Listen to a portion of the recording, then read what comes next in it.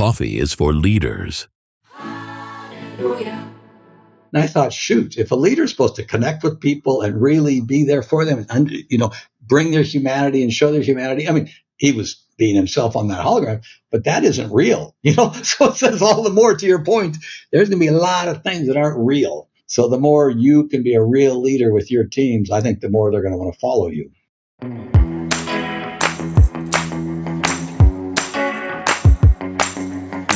Joe, thank you so much for coming on the show. Means a lot to have you. You sent me a copy of your book, actually, prior to this interview. Let's start here. Give us a sense for why you wrote this book. The book is called The Generous Leader, 7 Ways to Give of Yourself for Everyone's Gain. Everyone should read it. It's a great book, by the way, Joe. So well done on this. Give us a sense for why you wrote this. Well, thank you. Thank you. It was great to be here first. And thank you for the comments on the book. Well, I have a handful of whys. I won't go through them all because your listeners won't all be that interested. Although as I was wrapping up my time, coming out of COVID and then wrapping up my time as head of BCG North America, a lot of my colleagues said, you should really write a book about leadership. You mentioned the title Generous Leader, which means obviously I have a tone or, a point I mean to make, which is really about connecting with people. When I started to write, I talked to one of my colleagues and I said, oh my gosh, Brené Brown, 1 million people read her book. Adam Grant, what am I going to be? His friend said, Joe, if you move 8 people, you'll make a difference. So actually, I wrote it in hopes of moving 8 people. Now, my aspirations are now higher than that, but that's a lot. I want to send a message about what I think a leader holistically needs to be. And if I can move some people down that path, then that's why I wrote it, and that'll be success. Well, you even got Adam Grant to write, I know a little blurb here, which was incredible. Well done there. Thank you. Thank you. What is a generous leader? What does it mean? Well, to me, it really means a leader is someone who gives of themselves freely without expectation of direct personal benefit so others can grow, develop, and thrive at their full potential. And I got to say, it doesn't just mean being nice. I mean, you and I both know as a leader, you got to get results. No results, no job. So I'm not arguing that. And you still got to be a damn good manager and all these things. But I'm a big believer in that the more your team is thriving, humming, cruising, the better the organization is going to do, your organization, your team, and the better you're going to do. So that's really what it is. It's about ensuring your team is firing all their cylinders so you get the results you're looking for. And people should read the book because some of these answers to these questions I'm going to ask you are in there. But give us a sense for how you came to that as a philosophy and how you came to understand that and realize that in order to be a great leader, you've got to be generous. Yeah. Well, that's 37 years in the making now. But let me just think, how did I come to get it? Well, a couple of things. I'm no dummy, but I ain't the smartest guy in the room. And I learned along the way, so the way I'm going to be most successful is surrounding myself with people that are a hell of a lot smarter and ensuring they thrive as best they can. I once heard Alex Gorski, CEO of J&J, the previous CEO, he said, the leader isn't supposed to isn't supposed to have the best answer in the room. Their role is to get the best answer out of the room. So and people over time would just comment to me on how well I connect with them. I'm direct, I'm blunt, I can be not hurtful because I come from a place of caring, but pretty clear. But they said, my gosh, Joe, you're always helping me grow and develop. And just, hearing that enough over time and seeing how people helped compensate for whatever I didn't have. And then obviously I had some decent success is probably how I picked that up over time. Well, give us a sense for your journey and your career. And I know that you've since retired, although I don't know what that means for a guy like you to retire. I bet you're working just as hard. That's one reason I wrote the book, so I wouldn't retire, to your point. But I do say I've retired from BCG. That's okay. 37 years, you can say that. Yeah, tell us about your time at BCG. When you look back on those years, what lessons do you have for those who are currently in leadership, want to be a CEO, leader? Yeah, wow. Well, we could go. Okay, I'll try to we could go on with too long on that, Clint. I want to let you ask questions. I think, if you ask me to look back on BCG, I was thinking about this. 37 years ago, I got an offer for a summer job at HBS, summer offer. Two very important things happened to me. One of the professors at HBS said, "Oh, Joe, you'll never survive there. You're not smart enough." I thought a little bit of, I won't say words, and then after I got my summer offers, also this is funny. The partner said, "Well, you'll do really well here because you actually can connect with the clients." I mean, there was such an intellectual group 37 years ago. No, no offense to anybody, but a little bit of a put down, but a little bit of, oh, I see. So my superpower is now, they say, was connecting. But the reason I tell those stories is those were two important stories where someone said, "Hey, you're just not quite good enough to do this," and I was damn well going to work my rear off to prove them wrong. Now, maybe they would have been right, but I do think if you ask for lessons or thoughts, I do think damn hard work is pretty critical. Some level of believe in yourself. I've already said about driving change and success through people. And then we can get into this, but I think as a leader, and a lesson I've learned over the years, the best leaders are always asking questions and listening. And by listening, I mean learning something that's in your head, Clint, that ain't in mine. And when they're in both of our heads, we got a better answer. Everybody I interviewed for the book, since we talked about that, was so critical to them. Walking the floors below their floor and talking to the people doing the work, quote unquote. Engaging with their organization. That's, if I sum any lessons, I probably have a couple, but one is really asking questions and listening. That's going to be one of the most critical things to be a successful leader. Do you think that's even more true now with the rise of AI and the way like everyone's talking about AI and the things that it'll replace? Like it can't replace what you just described. No. Well, actually, that's interesting because asking questions and listening, one, I think you get a better answer, but it's also actually connecting with people, right?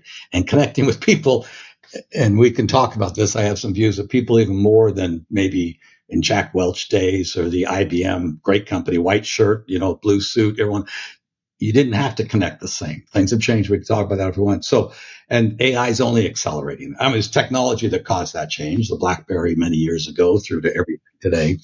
AI is only going to accelerate it. And I realized this once. I was at a BCG meeting and we had we had a multi, 3 parts of the world meeting. The CEO was in one place and his hologram was in the other 2.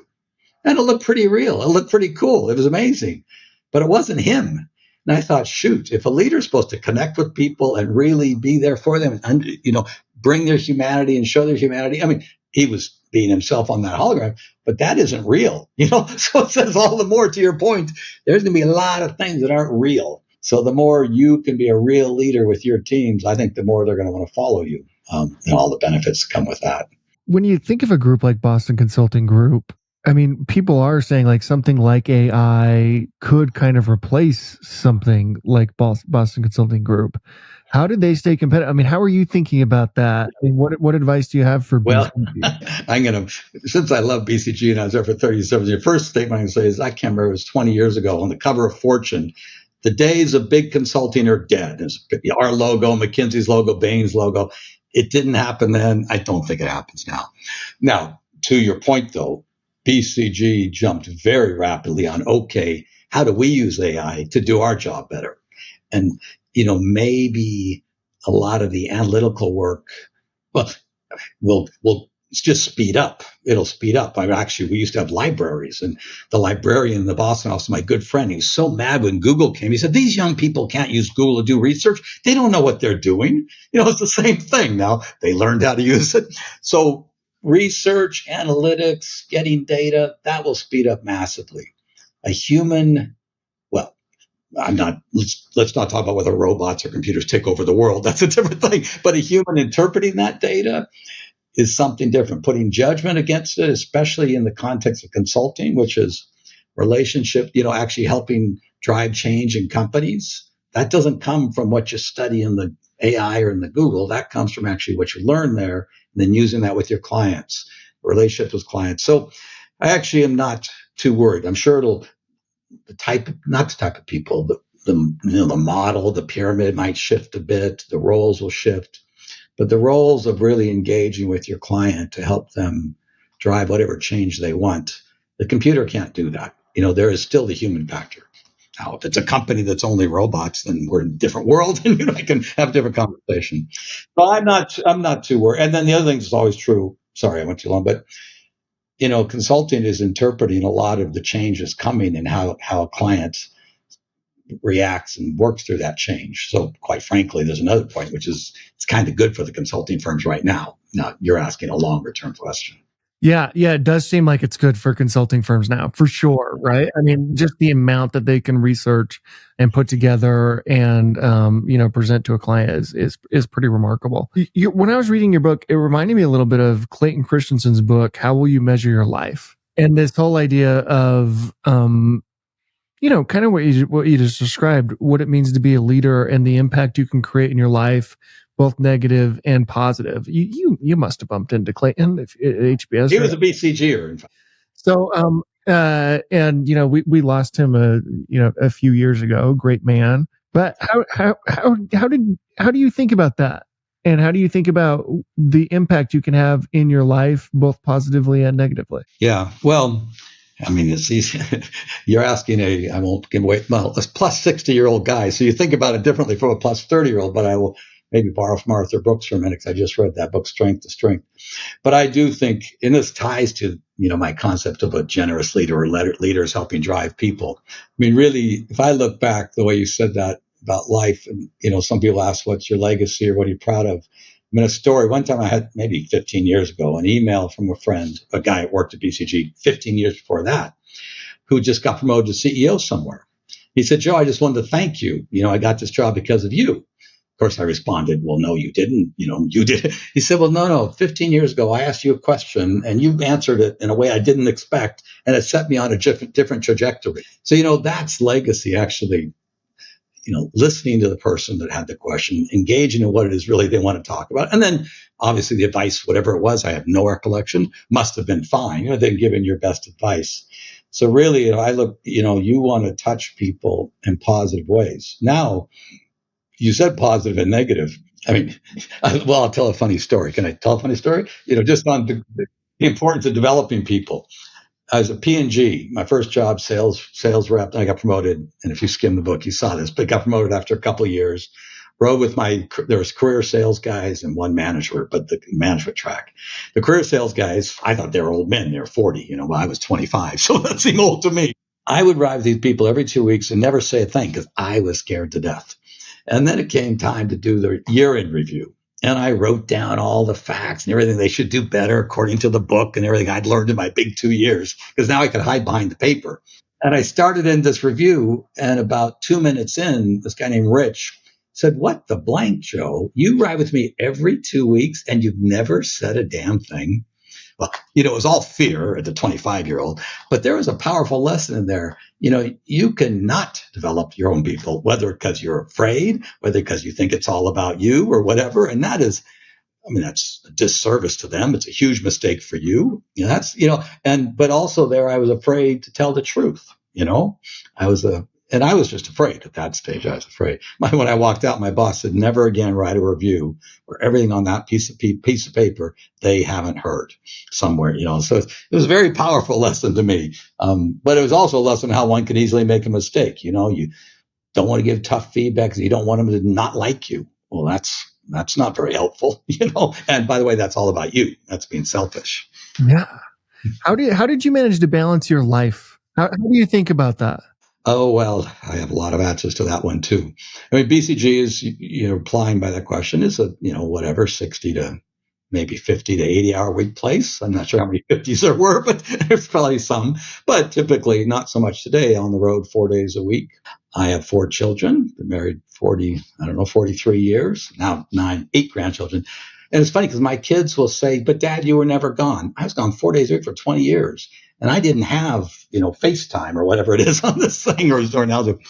So, for me, as my wife always say, first thing says, the day we know you'd rather be gone than here is the day we got a problem. I love my job, but I wanted to be with my family. I think so, when I come balancing, first off, you got to love your job, because if you don't love it, the dislove or whatever comes home too. And that's a real burden on the family. And then I just went out of my way to, one, really blur work and life, any opportunities to bring my family into work. We had family retreats and, kids' day at work or Halloween parties. They came. But also one little trick I would do is I never missed what was important. My parents were divorced. My mom was a school teacher, couldn't make anything. She made one junior varsity basketball game that I can recall in my life. I was mad then. Now I understand she had to put food on my table and my brothers.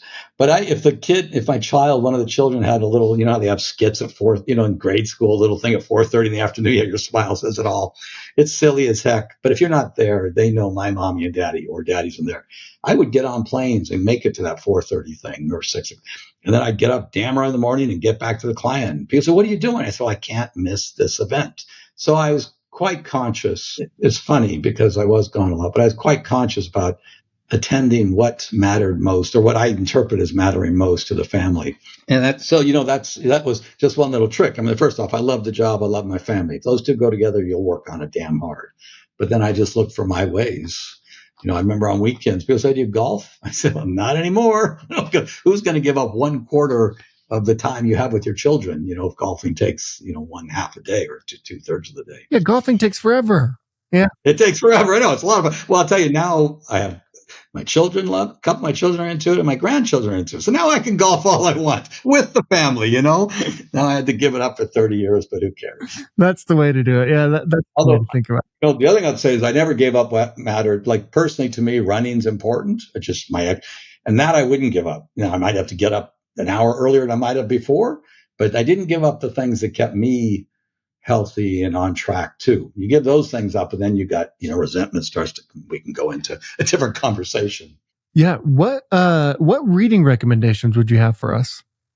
That's a funny question. I typically read, spy novel, Ludlum, Jack Reacher, this kind of stuff. That's my fun stuff, but if you ask me, I mean, I do think about this.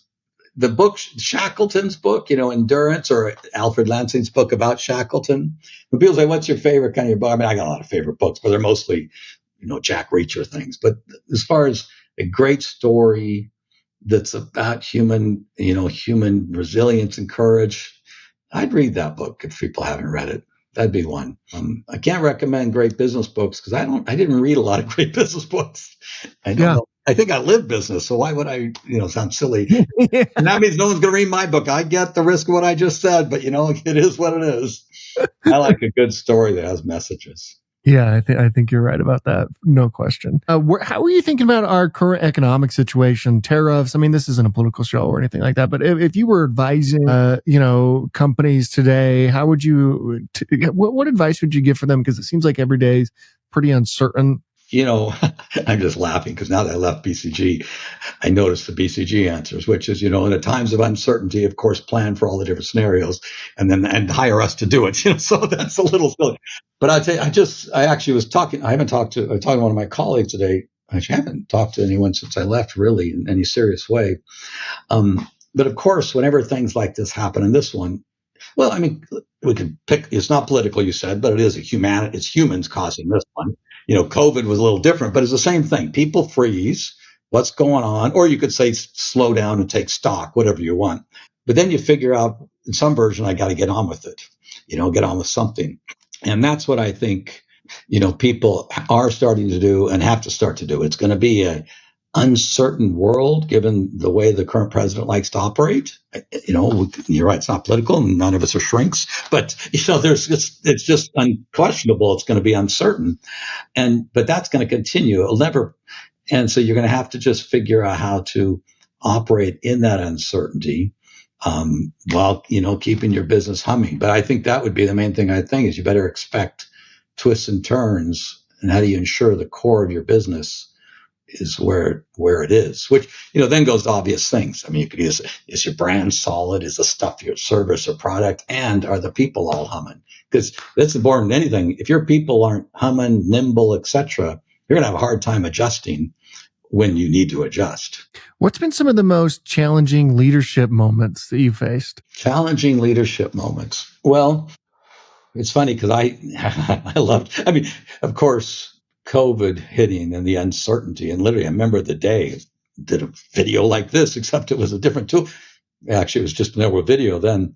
To say we're going to shut down every office in the North America, which was like 27 offices, and stay at home. Talk about insanity. I mean, like, what? Who would do that? You would say, and then all of the uncertainty of that moment and every decision, that was probably as challenging a moment as I've ever seen, and most people I talk to. Now, I love these kind of things. For me, this is just heaven on earth. But I'll tell you, it just drove home some important things: the power or the importance of understanding where your people are coming from. Not where you're coming from, but where they're coming from. And I'll tell a quick story. I had a call. He said, Joe, when I ran North America, 70% of the staff were under 29. Now, I wasn't under 29, I can tell you, and I had a house with a lot of bedrooms because I had 4 kids. Someone said, Joe, you don't understand what's, their life. And I got on the phone with one, like a second-year person. He was on his bed. And I said, whoa, you working on your bed? Not even on his bed, but it's on his bed. And he said, well, yeah, my apartment's so little. You have a living room that blurs into the kitchen. The dining room's all part of it, and then a bedroom. One week, I get the bed. My wife gets the couch. The next week, she gets the bed, and I get the couch. Whoa, that wasn't the world I was living in. So it's very powerful. Best, connect with your people, understand where they're coming from.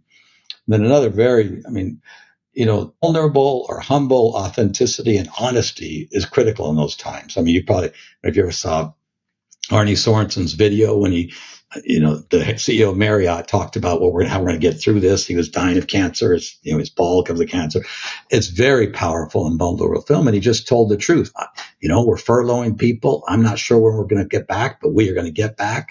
And Scott Kirby told me an interesting story. He, as far as being humble and honest when you're in moments like that, he was going to go tell the entire United Airlines team, his CEO of United, I'm not sure when we're flying again. And all his, advisors and CEO, C-suite team, you can't say that. You can't be so uncertain. He said, well, what the hell do you want me to tell him? That I know when the plane's going to go? I mean, so he got up there and said, we'll do it. We'll manage through it. Well, they were stunned he would be that vulnerably honest or not have the answer as the boss. But in that kind of moment, pretending you have an answer when everyone can smell BS ain't a good call. Now, why can't we be like that all the time? So, that was probably one of the most, and then there's just a lot of twists and turns that I thought were fun, because if there's ever a chance to connect with people and, the power of motivating, inspiring your people to make sure you get through on the other end in a great place, that was it. Yeah, that's beautiful, actually. Finally, we end every interview with the same question. And that is, at CEO.com, we believe the chances one gives is just as important as the chances one takes. When you hear that, who gave you a chance to get you to where you are today? Yeah, well, pretty simple. I had an amazing mentor, a guy named Steve Gumby, who was at BCG forever, now he's CEO of FTI. And I worked with him on my first project. He was a hard ass. Sorry, Steve. He was a tough guy, but all he cared about is you being better. And if you didn't care about you being better, then he kind of stopped. But he had my back. He pushed me. We opened the Washington office together. Of course, he was leading it. Eventually, I led it. Actually, eventually he led North America. I didn't get it right because of him, but, he taught me a lot about myself, pushed myself to be better. I mean, he really gave me a lot. Then I should close with saying, and also my wife, you asked about how you balance it. I mean, Sarah really was there through it all, and if I tell you one funny story, close, if I ever got testy about the review I got at the end of the year, the partner review, and think this wasn't fair, she'd say, Joe, you get mad and you're grumpy for like 4 to 8 weeks, and then you forget about it. So why don't you just forget about it now? Like on week, I thought, oh, well, that's a good thought. Why be mad that's why I want to be mad. She goes, I know, but it's just good. So just let it go right now. What good advice? What good advice. That's incredible advice. That's Isn't it amazing? Just let it go now. Whoa, okay. If I don't, that was called humbling. Like, what's wrong with me? Just to be grumpy. Oh, it's incredible. Joe, thank you so much for coming. I highly recommend everybody check out your book, The Generous Leader. Here it is again. Thank you for sending this, by the way. Meant a lot to get that from you. Appreciate you coming on. Thank you, Clint. This was a lot of fun. Thanks, Joe. Take care.